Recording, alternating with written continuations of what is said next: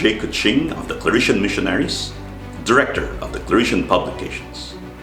We have been in the publishing ministry for 40 years and have published more than 2,000 titles. And we've noticed that in every title that we have published, there is a story behind the book that could not be found on the pages. Welcome to Between the Pages, an in-depth look on the author and the story behind the book that can only be found between the pages.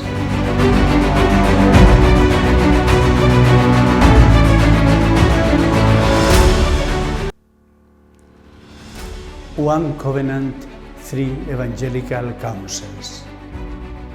This book came to my mind when I have perceived that many times we understand and we talk about the three vows, the vow of poverty, chastity, and obedience.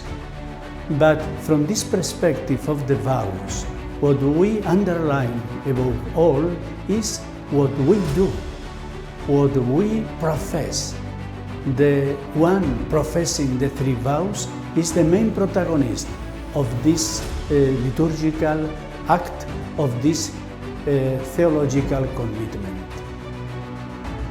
I present in my book a totally another perspective that is coherent with the Second Vatican Council. That means to talk about not the three vows, but about the three evangelical counsels. And talking about counsels, it is very important to understand who is the counselor. The Messiah in the Old Testament was called the beautiful counselor. Jesus has been in his life, in his teaching, in his doing and deeds, a real counselor of his disciples. But Jesus has promised us another counselor. The counselor is the Holy Spirit.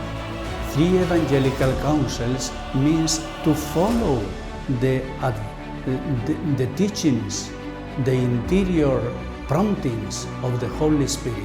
The Holy Spirit is the Holy Counselor, and because of that, we profess to be always in connection with our Counselor.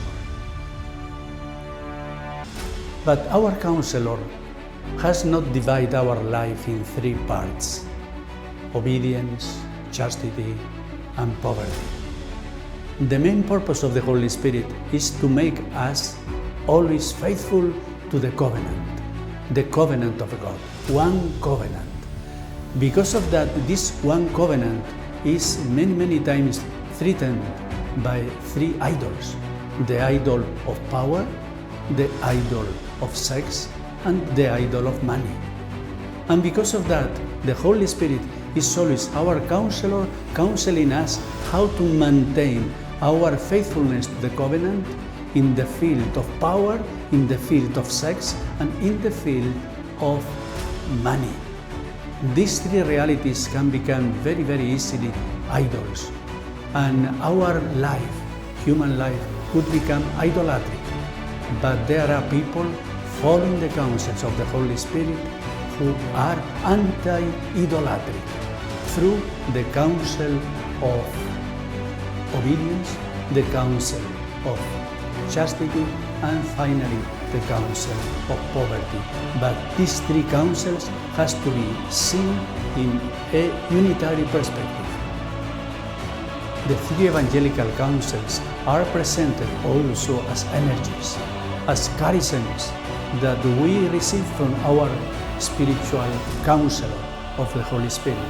The Holy Spirit is our counselor, connecting us with his energies, and because of that we can be very faithful to our covenant and be parables and symbols of the faithfulness to the covenant in this world.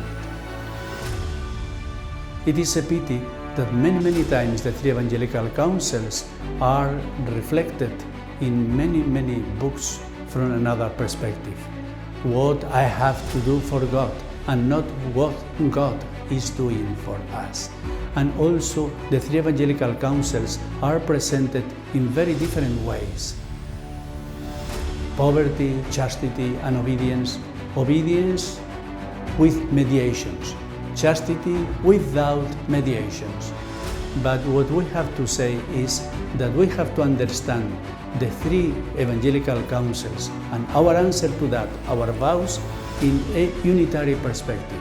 And this unitary perspective has four traits: the theological trait, the communitarian trait, the ecological trait, and the missionary trait.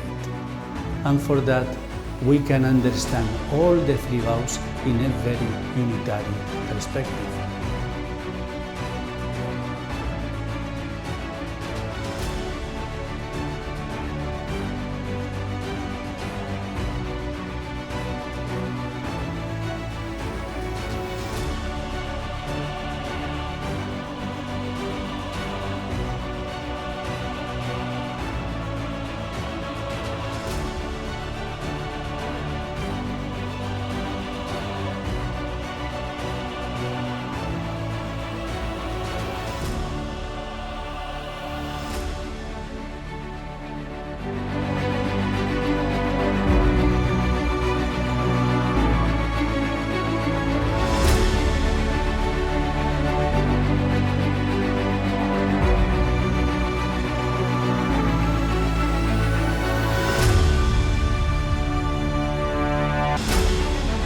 I'm Ernest Tan, author of Breaking Walls, Building Bridges,